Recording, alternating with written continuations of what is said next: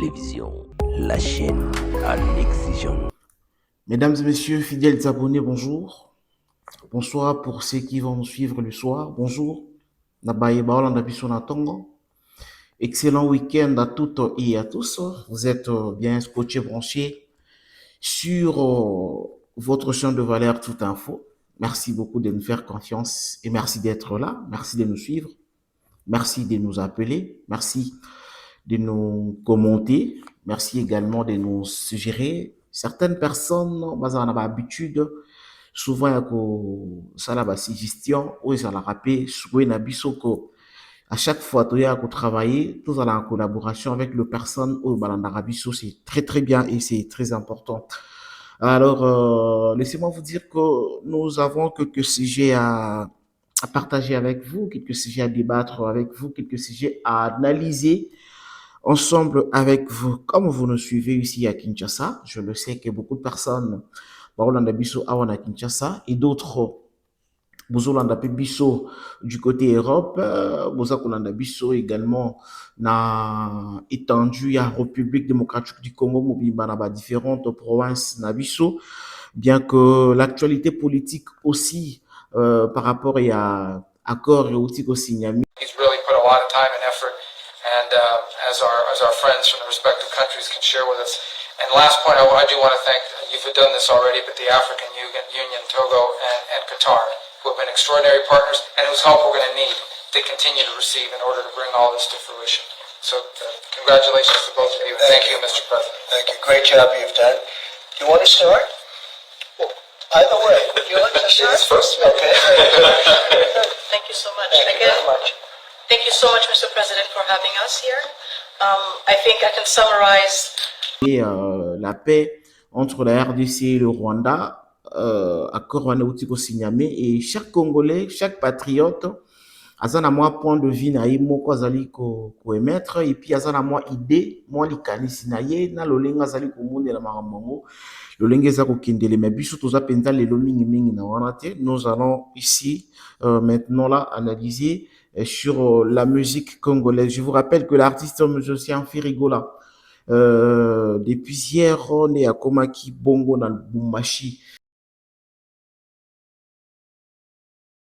En tant qu'ambassadeur, et puis pour la sacre Ligue 1, on a pour la remise. Le coup, il faut cacher accompagner la Ligue Nabiso ya Congo, obligatoire pour soutenir bateau balinga foot. Et puis, on a vu que le choix la match fort. Commencer ma carrière, je pense que je suis venu prester. La première fois, c'était à Lubumbashi. Et la raison pour laquelle j'adore Lubumbashi, la majorité est à Lubumbashi.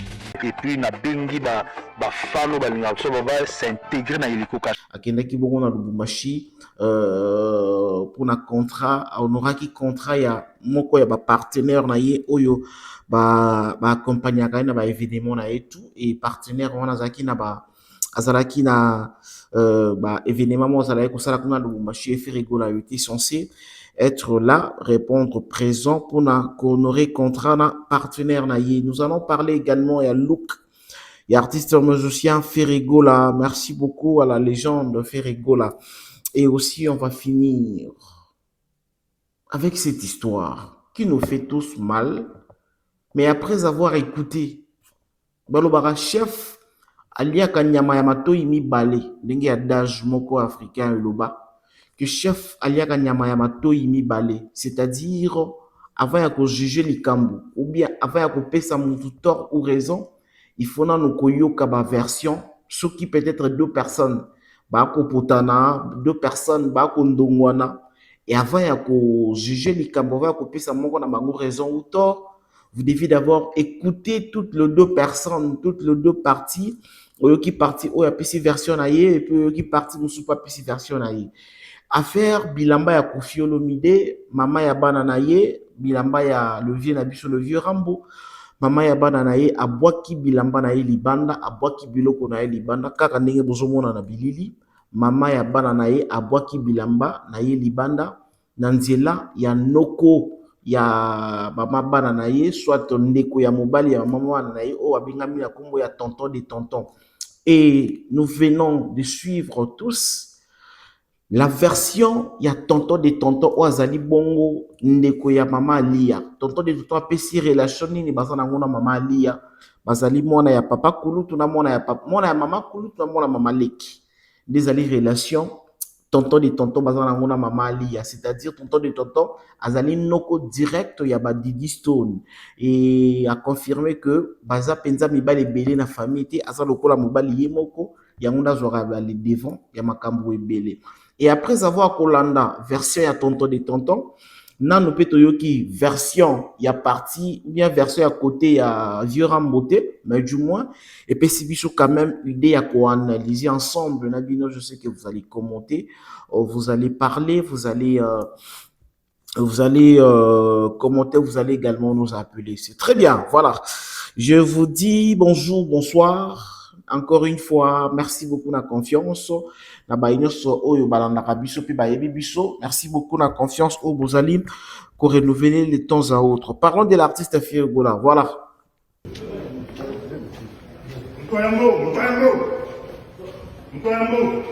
Misoto kangi miziki.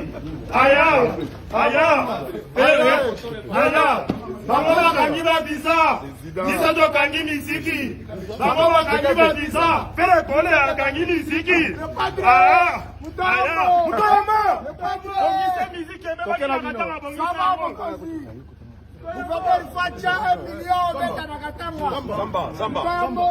Nasima, monte là-bas.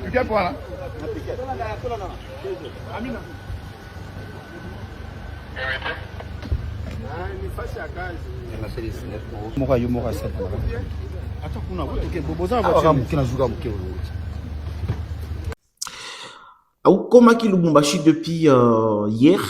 Depuis hier, de Ferregola Komaki Lubumbashi. Lubumbashi Komaki pona kokende ko honoré. Nenga na lobi na ibandeli ki ko honoré contrat ya partenaire na ye oyo accompagnera na ba événement ebele et cette fois-ci partenaire na ye azalaki na événement moko du côté sport. Ferregola azalaki censé kokende kuna pour akende ko honoré contrat wana ezalaki pe prévu à prester. Ferregola il fallait qu'il a presté, il fallait qu'il ait un concert avant match wana et avant finale wana et beta. Ferregola allait faire un concert, malheureusement la dernière minute tout le monde a kika kabalobi na biso ki concert ezali annulé, concert ezali annulé, mais l'artiste a toujours confirmé présence na ye avant match que à cause de la wana pour na couper sa coup d'envoi na derby wana. En tout cas ezalaki attendu na étendu à République démocratique du Congo. Mobimba Ferregola était censé kozala wana pour na honorer contrat naie. Et alors ndenge bomoni bongo zali arrivé à artiste musicien Ferregola a komaki Lubumbashi. Lubumbashi eza nango teke o eza pays moko boye na Afrique. Lubumbashi eza teke o province moko boye na l'un des pays d'Afrique te. Ezali na kati donc ezali ville pe ya parmi ma ville pays à République démocratique du Congo. Donc Congolais sur Azana Lubumbashi, il est chez lui. Congolais sur Azana Ituri, il est chez lui. Congolais sur Azana Kolwezi, il est chez lui. Congolais sur qui Aza partout na mboka na ye Aza na Goma, il est chez lui na Kinshasa, na Congo central, Azali na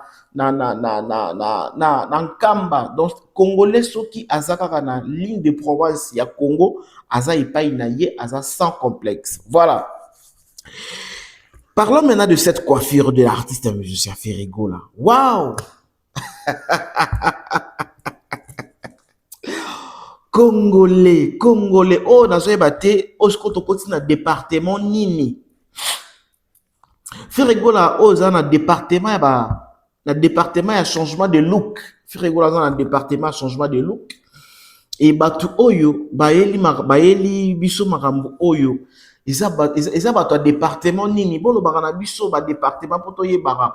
Poto yebike mango wa département yango et aussi le 30 juin. Alors, bo yebisaka biso mango wa département yango poto yebaka. Ça fait tellement polémique dans les réseaux sociaux partout. Regardez ces deux photos. Merci beaucoup. Là, nous avons notre artiste, musicien, chanteur Ferregola Bataringue, Jésus des Nuances, le président, le patron de l'orchestre Jet Set. Et à côté, nous avons notre frère docteur Kintingi Tingi. Nous avons notre frère docteur Kintingi Tingi Azali Tradi. Atretaka biso na ba kisine ya bokoko amesana ko loba ba bêtise na ba télévision to mesana na ebongo to yambai na ba émission na ba bêtise na ka bongo to mesana bongo. D'où est venue cette idée à comparer Ferregola na Kintingi Tingi? Oui, tous sont des Congolais. Bango nyonso baza ba père de famille. Bango tout baza ba responsable et chacun aza na musala na ye, chacun aza kusala musala na ye, chacun aza na domaine na ye. Nous allons pas dénigrer l'un pour l'autre. Nous allons tout simplement analyser pourquoi aujourd'hui comparer Ferregola na Kintingi Tingi. Ce qui lelo ba internaute, ce qui lelo ba to ya réseaux sociaux, ba mélomane ya bonne musique, ba zui kilo wana ya koya ko comparer lelo Ferregola, elongi ya Ferregola na elongi ya docteur Kintingi Tingi. Ezali par rapport ya coiffure. Par rapport à coiffure, oyo notre artiste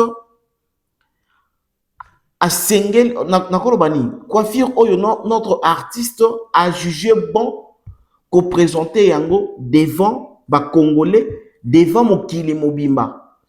Nous savons que dans notre pays, bien nous savons que chez le musicien, ba musicien ba sala ba tresse, ba musicien ba tchaka ba piercing, ba musicien ba kataka ba kovo, ba musicien. Donc musicien est libre ya ko changer coiffure na ye na moment oya lingi. Pe na coiffure oya lingi a dépend tout a dépendant il y a soit ba manager na ye soit nani to balandelaka bango coiffeur na ye esthéticien na ye coiffeur na ye tout eza ko dépendre l'artiste, eza ko dépendre na mutu. Mais lelo l'artiste Ferregola a jugé bon ya ko kata suki ya marque oyo, ya kozala na coiffure ya marque oyo. Et donc tindi biso to beta lisolo ya coiffure oyo na zoomena no Kintingi Tingi bien. Bota la docteur Kintingi Tingi. Docteur Kintingi Tingi, c'est quelqu'un qui a commencé avec son style depuis longtemps. On a vu docteur Kintingi Tingi leloté. Docteur Kintingi Tingi plus de 1000 personnes ba benganga pour na makambo na ye to sala ne ba kope belé docteur Kintingi Tingi ayebi asa mutu nanga to solo la kitoko soki to kutani to solo la kitoko. Docteur Kintingi Tingi depuis longtemps na yeba yeka na coiffure oyo yep kokata suki na ye depuis moi je lui ai connu kaka na coiffure oyo. Ce qui a changé ma coiffure je ne sais pas, mais moi personnellement toutes les fois na monaye, toutes les fois na tourna na ye, docteur Kintingi Tingi na monaye kaka na coiffure oyo. Alors, ko nini esali ke lelo ba ko comparer Ferregola na docteur Kintingi Tingi.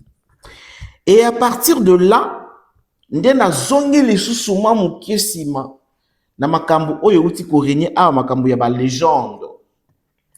Makambo ya ba légende uti ko régner awa na zongi su mwa mukie sima pour la se référer que soki lelo coiffure kaka ya pamba Ferregola za Congolais liboso te ya kokata coiffure oyo. Il n'est pas le premier ou le seul Congolais.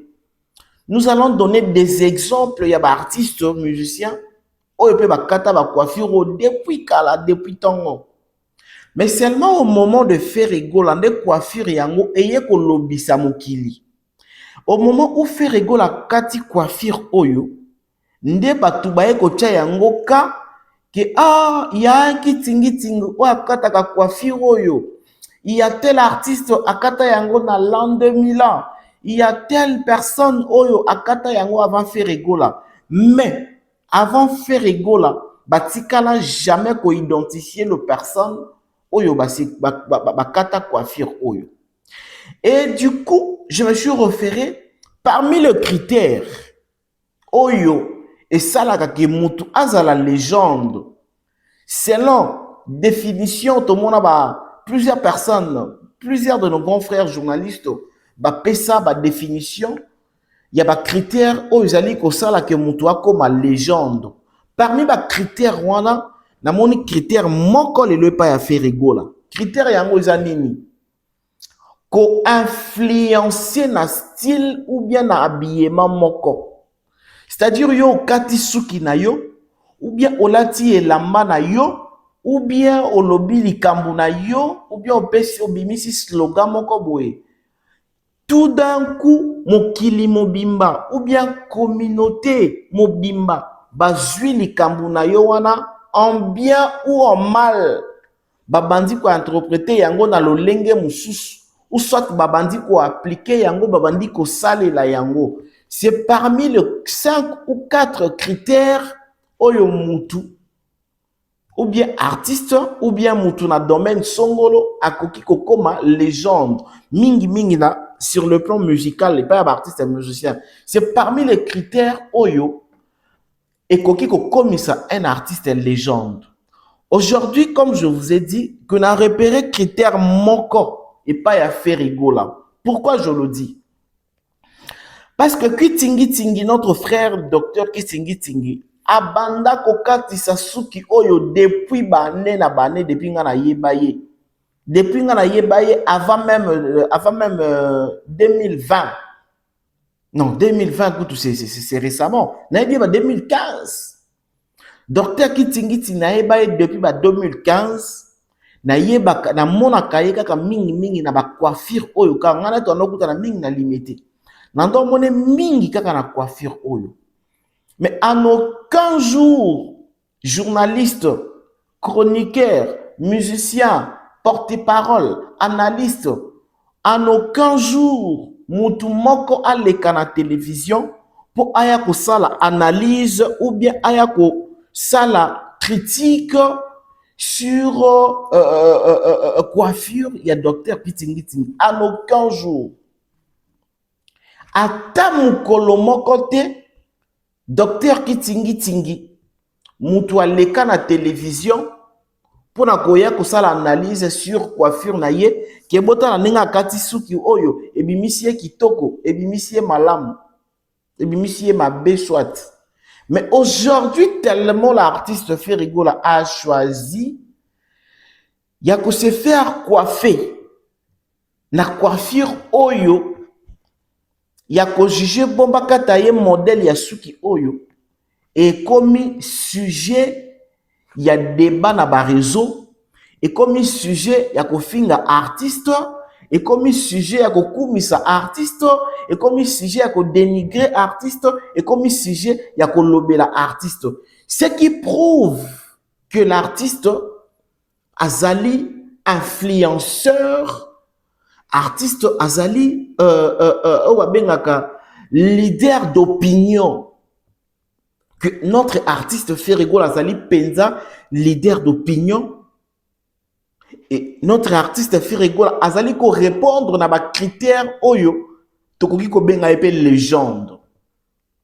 Coiffure kaka ya pamba, lui-même n'a sorti aucun mot de sa bouche.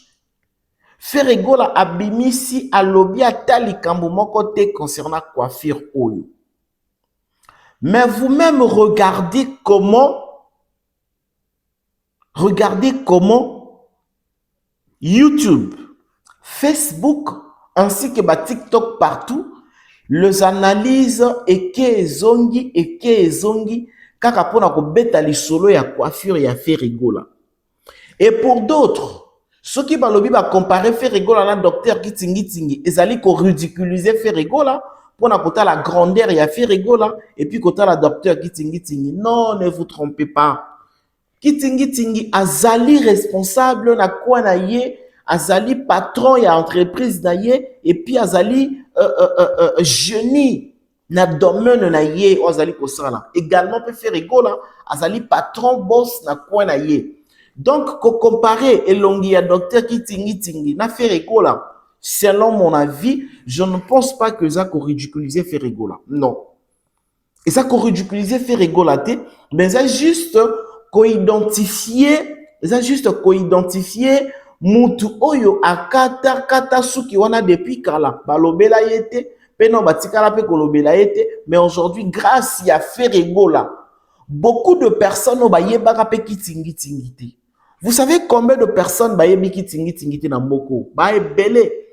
Bato bayebi kitingi tingé zaka bato ba s'intéressera na ba bêtises.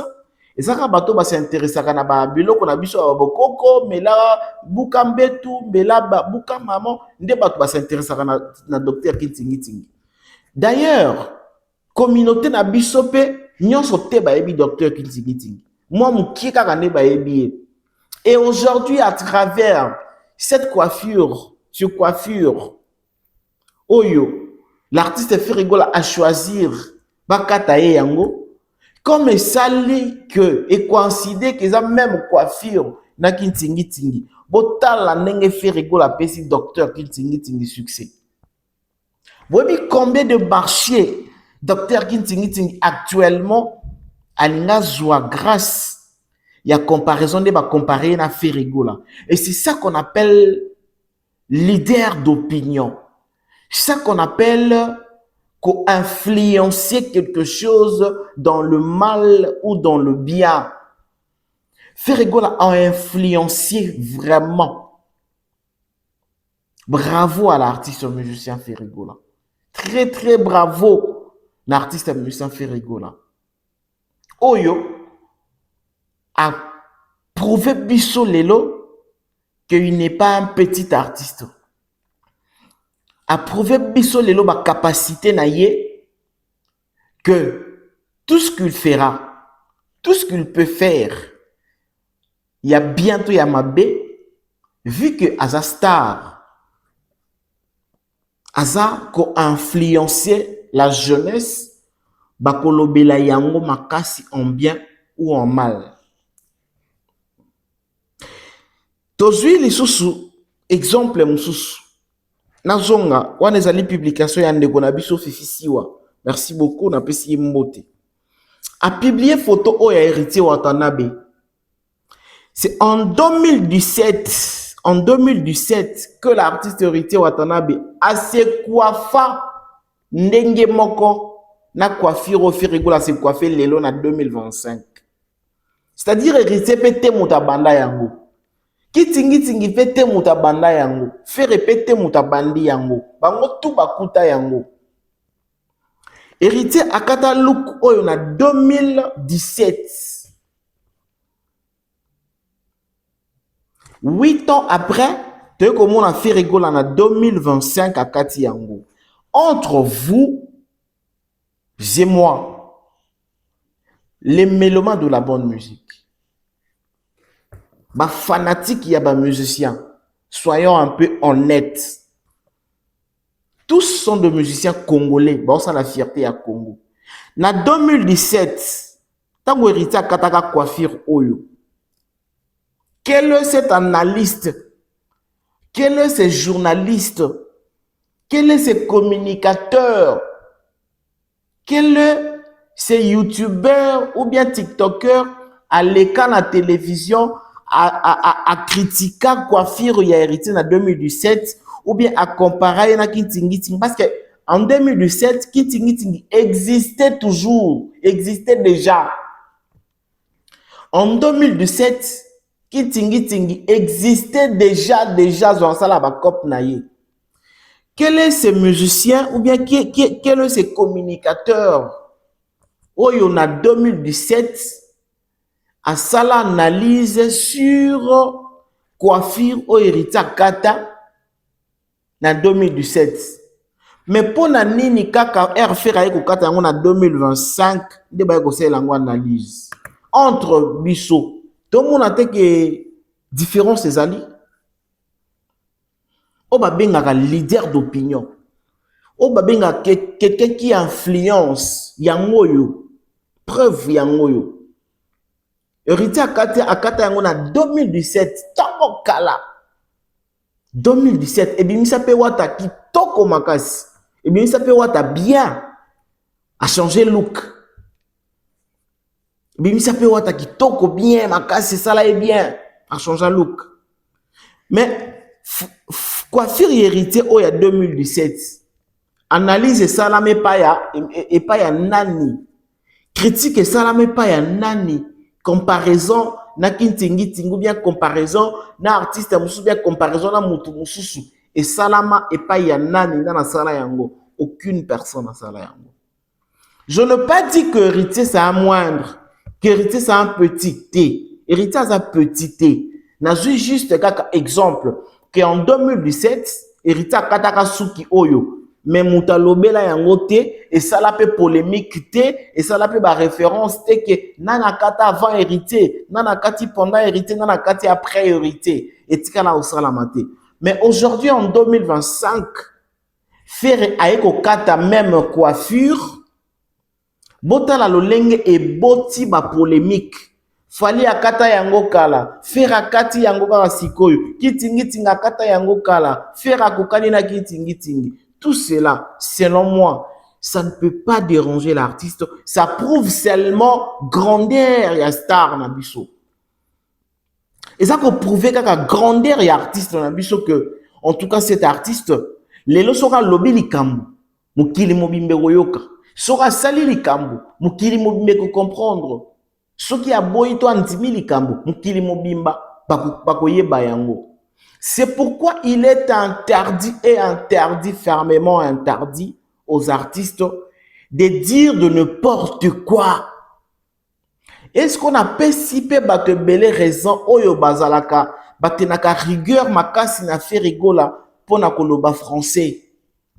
Na pesi bato wana pe raison lelo que oui, il faut to tchaka rigueur makasi que fait rigola. Ce qui peut-être français cause un peu difficile, de préférence dans toute la télévision, dans l'interview, tout, de préférence de le faire en lingala pour se sentir à l'aise. Parce que nyoso lobaka, nyoso simbaka, nyoso oyo monaka, yeba que on influencera Congo mobimba pe mokili mobimba.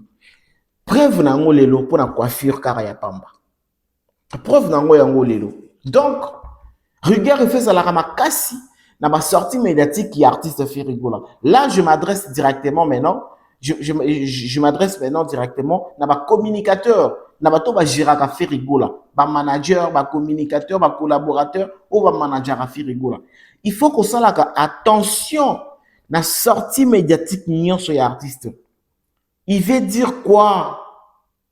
Il veut faire quoi? Il veut communiquer quoi? En quelle langue? Comment?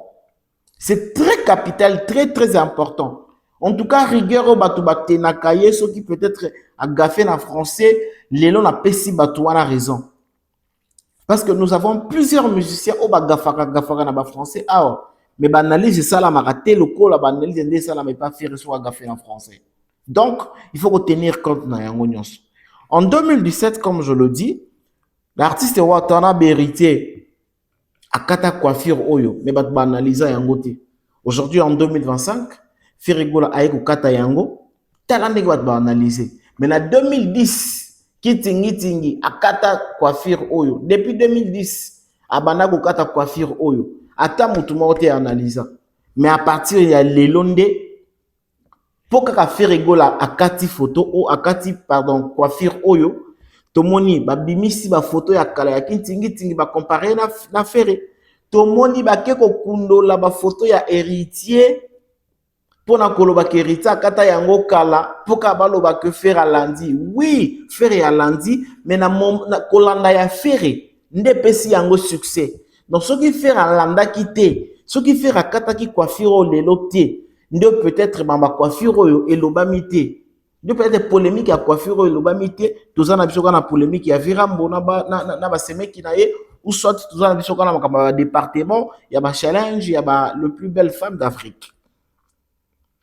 Grâce à Firigola, les loba tout, oh ba kata coiffure oyo bazana na coiffure oyo, et sali bango bien, bache bango kape ba yebi bango. Ndenge moko na moment o fali pour payaki na Kovo. Fali pour payer na Kovo. Asali juste ka moi vidéo asimbi ka Kovo na asimbi ka moi mutu na ebo ya lobi koko taye bo mona kina basi na mibali lo lenge bakendaki ko kata ba Kovo kaka po fali ya lobi fali ya kati suki. Voilà Ba artiste na biso ndenge sengeli to respecta bango en fait. Ba mérité ba respect belé pa na biso. Surtout biso ba communicateur, biso plutôt ba chroniqueur de musique. To mérité makasi ko respecter ba musicien wana. Fali pour pas convoquer ya pamba kokota ya pamba. Na ba maman, na ba papa, na ba jeune, na ba bébé. Bakata bango ba kokotaye. Et là que sa puissance y artiste. Et là que sa positivité artiste sur beaucoup de choses. Et faire pas ça peut preuve nango lelo. Je faire à ça preuve nango à la kisibiso que il est grand prêtre. Firegola bataring.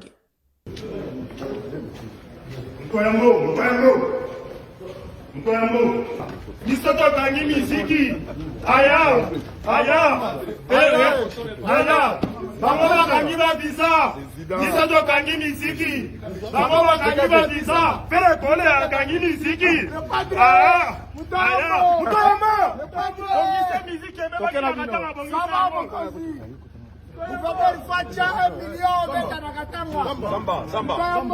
On a Sima, monte là-bas.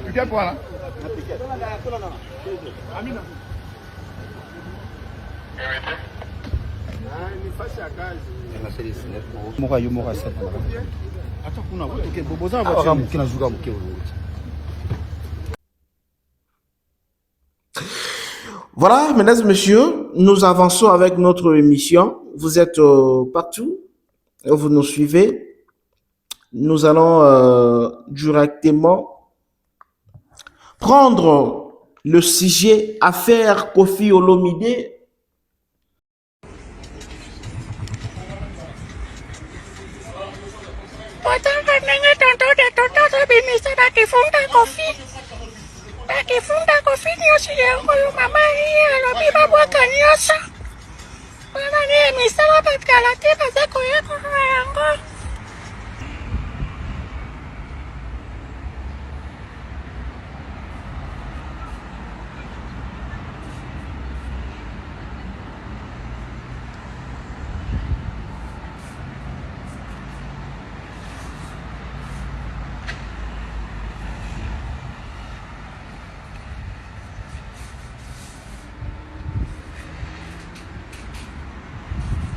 Na maman bananaye, accompagné des tontons, Clépin, le Mbila.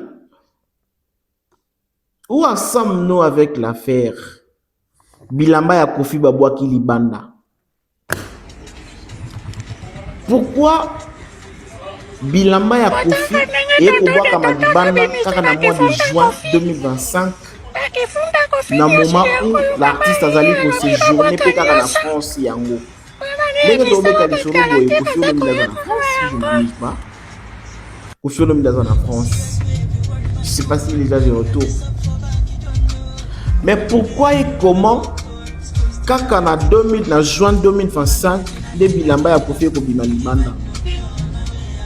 Et pourquoi Bilamba yango ebimi na valise te? Donc Koffi Olomide na ndako na eti banda ko vivre na mère Alia. Virambo ti banda ko vivre na mère Alia. Virambo zaki na ba valise te. Ou bien ba valise wana to zaki ya mère Alia tika na ba valise na ye.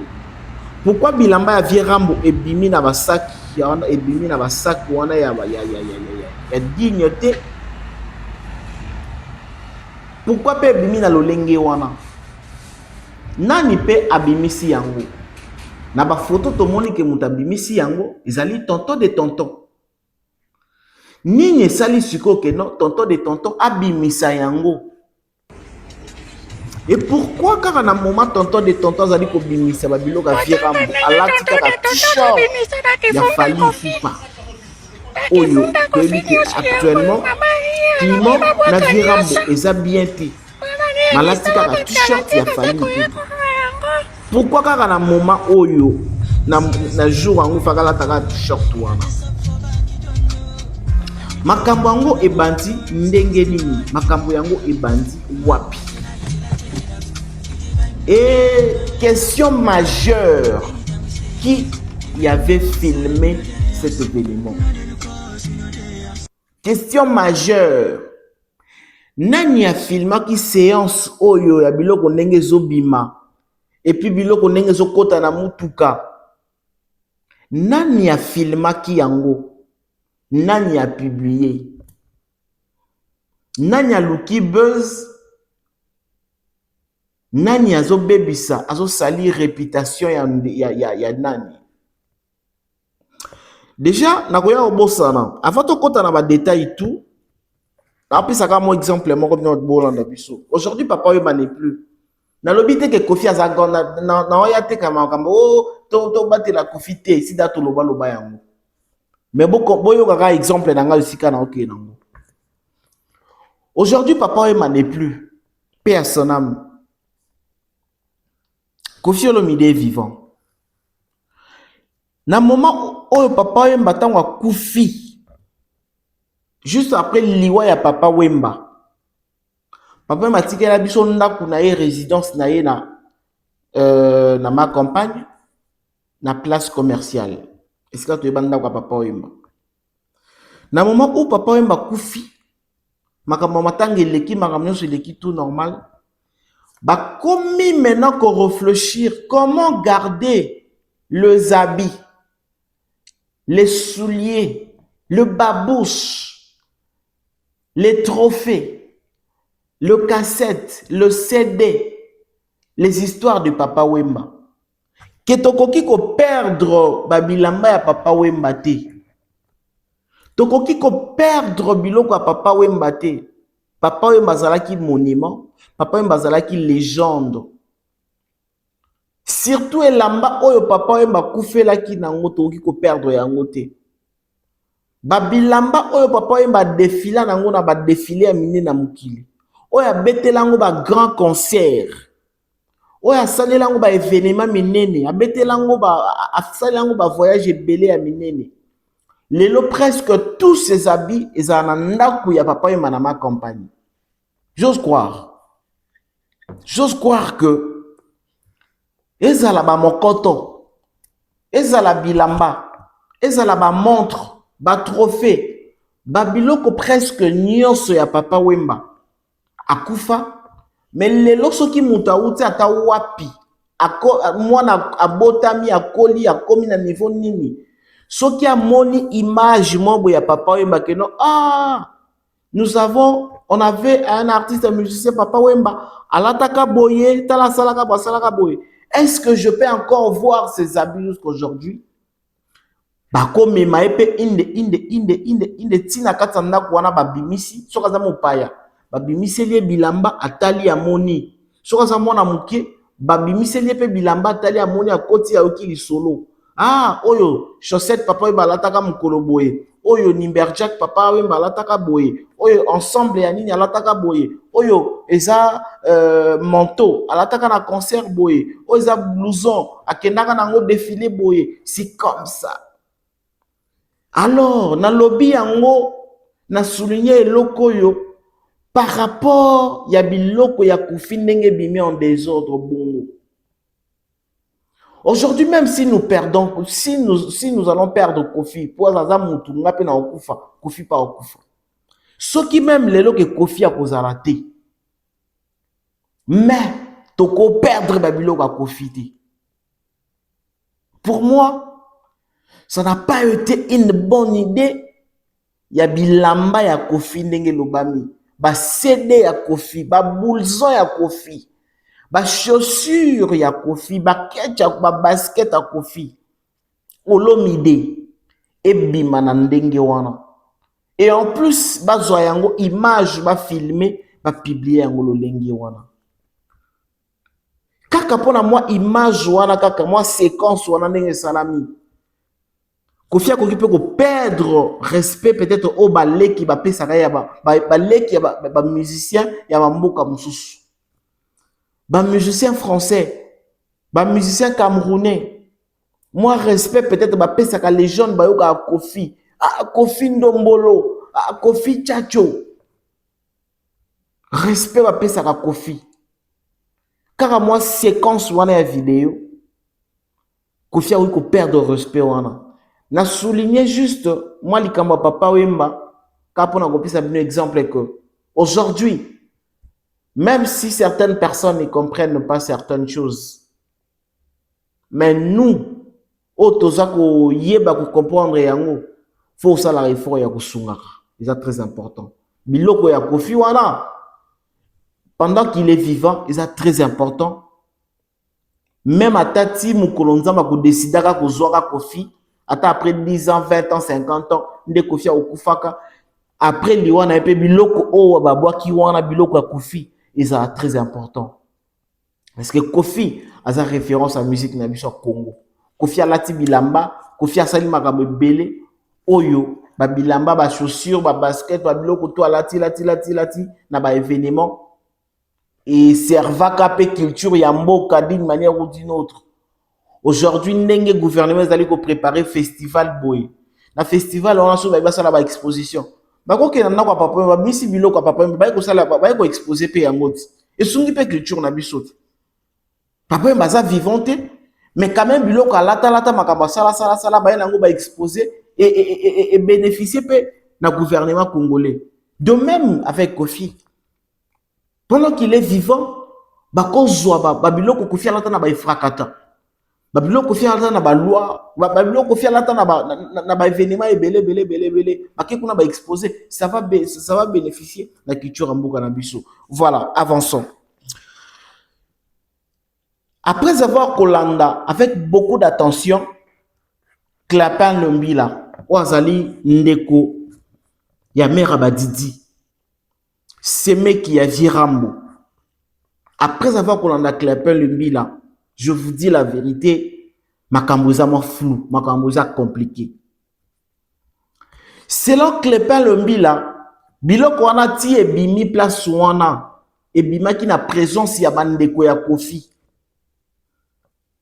Donc, si bon mona batu ba ozo biloko, batu ba yena biloko na chariot ba tiango na se, et batu mususu, ba ozo biloko na se, ba ko matisa yango na véhicule, c'est-à-dire ils ont rendez-vous ba pesanaki.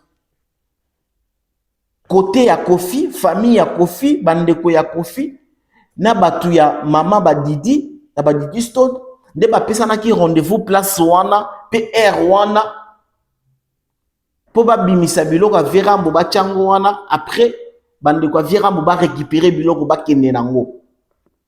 Version originale pour na ba bilamba wana ndenge bimi place wana yango wana.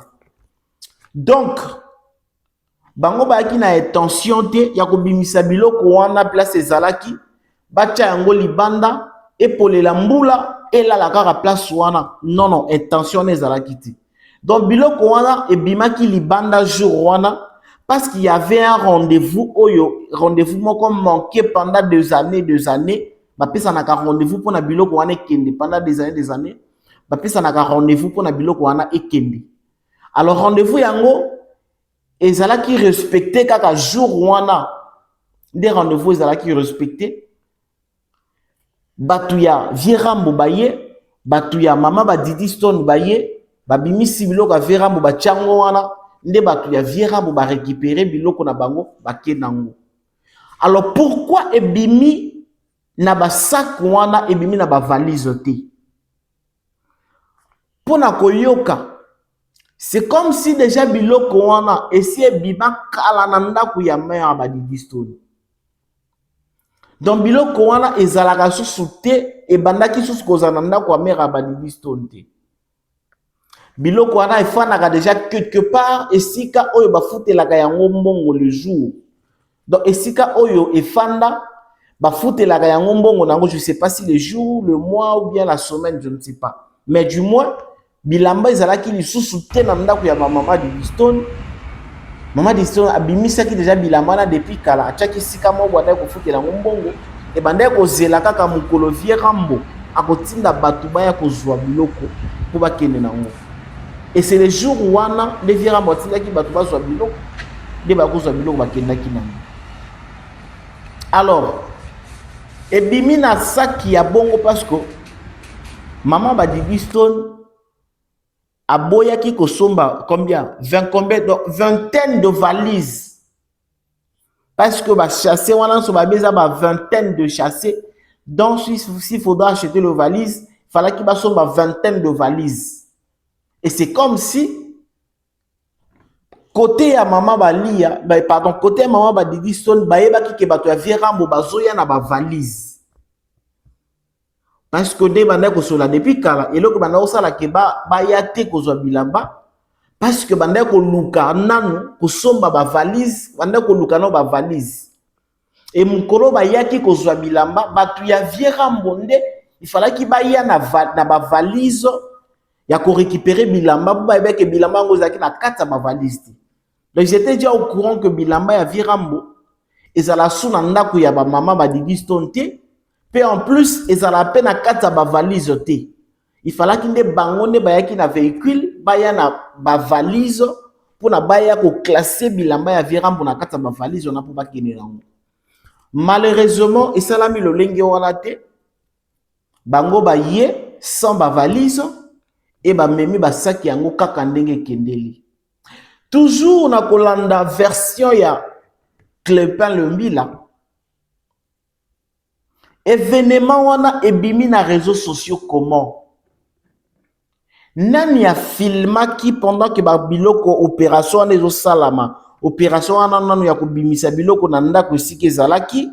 Ya koya ko déposer yango place ba déposaki. Et puis moment o bazali ko tombola pona okota na kati ya mutuka. Banani ba filmaki scène wana. Oyo lelo za kosala spectacle, zali kosala scandale, je peux dire. Na koyoka Clépin Lembila, c'est-à-dire batu oyo bayaki kozwa bilamba ya Vierambo, bangonde ba filmer. Je n'ai même pas, parce que je n'ai pas retenu le nom, je n'ai pas retenu le nom. Ma sita kina ba komba batu bayako kozwa bilamba wana. Le nom ya batu bayako kozwa bilamba ya Vierambo asita ki bango. Na kati wana mwana mwasi azalaki mwana mobali pe azalaki. Et c'est comme si pe bana basi mususu pe bazalaki mupanzi pona kotala ndenge makambo zali kokende. Bana basi yango eza bayaki na bato ya Vierambo. Donc bato ya Vierambo nde basali scandale oyo bazui ba balancer ba image oyo na ba réseaux sociaux. Et vous savez combien ba image oyo ça peut coûter na Vierambo. Donc, lelo mutu nyonso mukolo to mwana muke akomana kaka mutu spectacle. Mwana muke to mukolo akomana kaka mutu spectacle. Il va tout filmer et tout balancer na ba réseau. Est-ce que ça là qui est intéressant et important, ya ko balancer ba genre ya ba image ya boye na ba réseau. Proche d'artiste. Si vous avez un biloko artiste, on a sait que vous avez une approche artiste. Mais pourquoi vous avez permis que moko ya bateau boyaki na bango ba filmer ka événement oyo et puis ba ko balancer yango? Moi je ne pense pas que ça a ridiculisé la maman de Yabadidi. Par contre, et ridiculiser le papa Yabadidi Vierambo. Est-ce que ça là qui est important ba image oyo za la balancer dans la réseau? Ce qui est peut-être balancé pour na ko ridiculiser bien pour na ko bimisa maman va Didi Stone mabe, mais makambisko est comme le contraire parce qu'il fallait qu'il peut-être ko bimisa image yango boye pour communauté ba mona que moi si mabe, communauté ba mona que botala makambo sali, communauté ba mona que basi ya poto boye kan ndenge ba sango na bino ekenda. Mais na koyoka version ya ndeko ya mère ba Didi Stone bato ba filma ki événement oyo et ça kaka bato a Vierambo ye moko pe bato ba balancer ça pe kaka bato a Vierambo bango moko. Jusque là je vous dis la vérité que na yoki kaka version to yoki kaka version ya Clépin Lembila, version ya bato a Vierambo na to yoki yango te, mais je sais que version pe ya bato a Vierambo ekoya tango pe koya. Ce que ça là que tu rectifier makambo tolobi, on va rectifier. Ce que ça là que tu maintenir comme makambo tolobi pesa bongo, on va maintenir. C'est ça notre travail. Donc bosoto oyo bimi libanda bakambo oyo salité ma be o soke bimi libanda, c'est parce que bato ba ki kozwa bilamba ya Vierambo bango monde ba filmaki. nde bango moko ba balancer yango na ba réseau nde yango tesali ba scandale ya boye. Et c'est pas normal. C'est pas une bonne chose. Alors, on continue avec l'affaire. Problème nini na makambo ya procès ya Koffi Olomide, problème nini bazalaka nango na ndeko ya mama ba Didi Stone, Clamper Lumbila. Bawelela nini pona lelo Clamper akoma vraiment na ebite na ko considérango nini ki mutema mabe ya lolenge wana epa ya Koffi Olomide.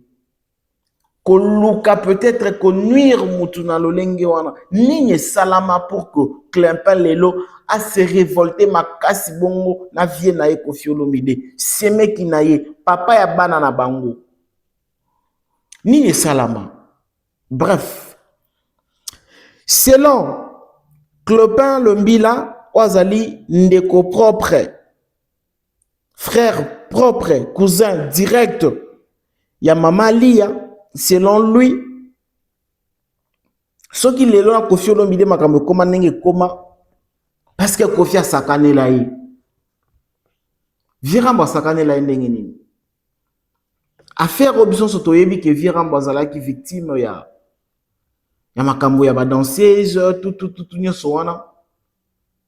Et mutu azalaki kokende ko samba ndeka ba nyoso ba yebe zali vie na biso Clamper Lumbila petit ya Virambo. Alors ekoma ki na moment moko izako pona ba quitter bango ba makambo esila pona makambo retirer makambo na justice akata makambo la moko ba quitter bango makambo esila. Il fallait qu'il foute amende. Il fallait qu'il foute amende, il y a plus de 20 000 dollars. Il fallait qu'il foute amende, il y a plus de 20 000 dollars. Alors, amende douana, selon des bazala qui ko samba. Amende douana, il fallait qu'il foute yango, et ça Clamper. Dans l'état français, à Katelaki, Clamper, amende, il y a plus de 20 000 dollars. Bakateli amende il y a plus de 20 000 dollars.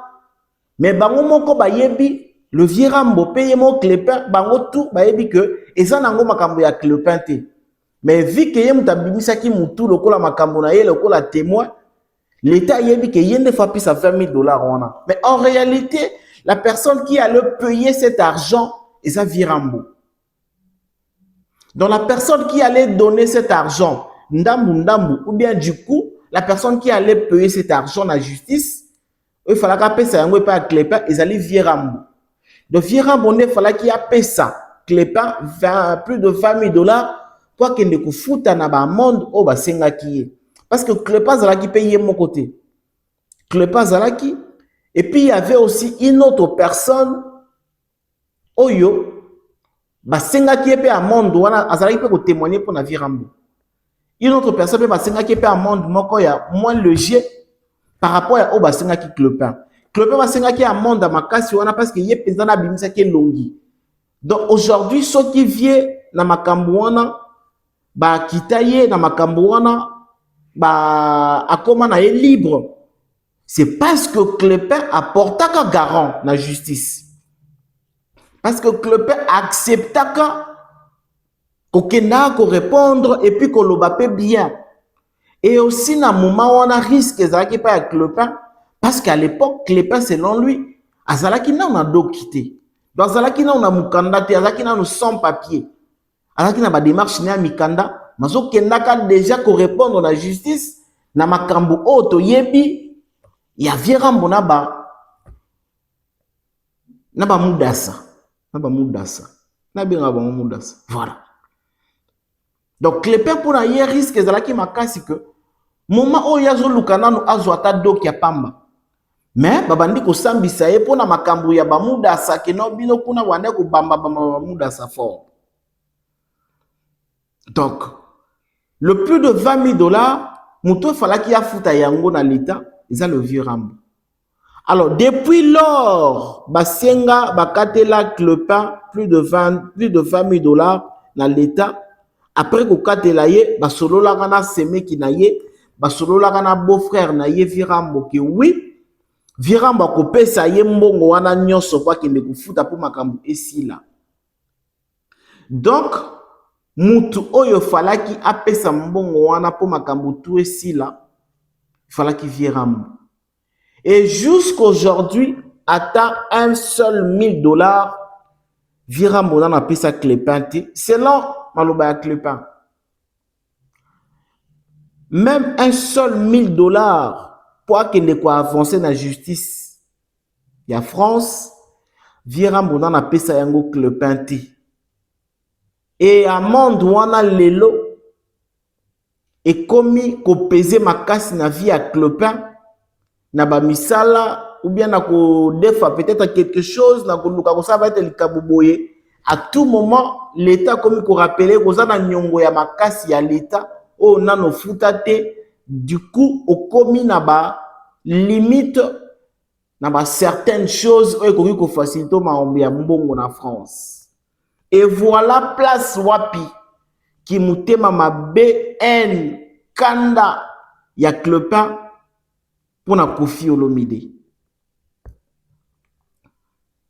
Vous comprenez si ka mabe ya makambo oyo lelo Clépin zali ko regretter pour na Virambo. Donc plus de $20,000 d'amende wana si lelo Virambo a payé à 10 francs pour kende ko avancer. Apenga kaye susute ayambaka susute parce que 20,000 wana etelemi kaka bongo et comme ce qu'on peser na mutu na ye alobi azaka un seul débrouillard. Et maintenant ya makambu mabe oyo nga na moni mabe lelo ezake mabe boye ba ke bolo na makambu mabe na mitema ya bana wana ba didi na baleki na etu famille ya papa na famille ya maman bolo na makambu mabe na mitema bana wana lelo bien après lobi bo sutuka te ke bana wana ba se révolter contre bino tout. Va se révolter contre papa, va se révolter contre maman, contre famille à papa, contre famille à maman. Parce que vous êtes là, bon, mon andenge motezo pela nanu, et ça n'a pas non ma capacité possibilité que bon maman te ça, mais bon maman te, bon yaka na pétrole, bon sopela kayango, pour la moto et pela makasi. La famille de maman Lia, la famille de Koffi Olomide, c'est le moment ya ko éteindre fait oyo, parce que c'est possible à ko éteindre en aussi koyo. Mais tant que comme on a un niveau moussous et comme on et comme on pense que nani koyoka nani. Et la chose plutôt la plus mauvaise selon moi, c'est que lelo ndeko Clépin alobi yazo kende komona ba juge ndeko Clépin alobi azo zonga lisusu nesika basambisa Virambo. Azozonga nesika basambisa Virambo, esika ba kita Virambo, esika baloba na Virambo kazana e libre, kazana e clean. Abi azozonga lisusu pas ba juge wana pour que ne kopesa bango vraie version parce que amende il y a plus de $20,000 on a comme ko peser ma kasi na nzoto na ye, comme ko peser ma kasi na famille na ye pe na makaba faire na ye. Ya linga zonga lisusu. Et vous êtes sûr que les leçons qui Clépin à Zongi Kuna, à Zuba avocat, à Zongi Kuna, à quelque peu sa vraie version wana. En retour, justice française, Barbette la Virambo Maboko. Vous êtes sûr que justice française est bête la Virambo Maboko? Vous êtes sûr? Mesdames et messieurs, nous arrêtons ici. Pour aujourd'hui, nous arrêtons ici. C'était une analyse constructive. Vos commentaires, ils sont le bienvenu. Vos appels, vos messages, ils sont le bienvenu. On va recevoir tout appel, on va lire tout commentaire et on peut répondre à tout message aussi. Tout à fait votre champ de valeur. Donna Condé était à la présentation pour vous faire cette analyse. Je pense que nous allons passer une excellente semaine et puis un excellent week-end à toutes et à tous. Je vous aime beaucoup. Continuez à nous suivre. Soutenez surtout nous et abonnez-vous. On se retrouve prochainement. Bye bye.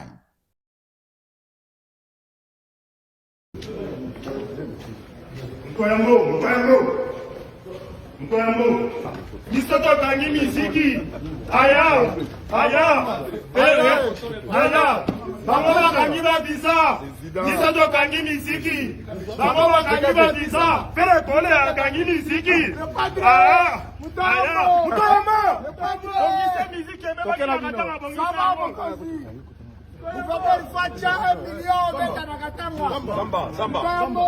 On a Sima, monte là-bas.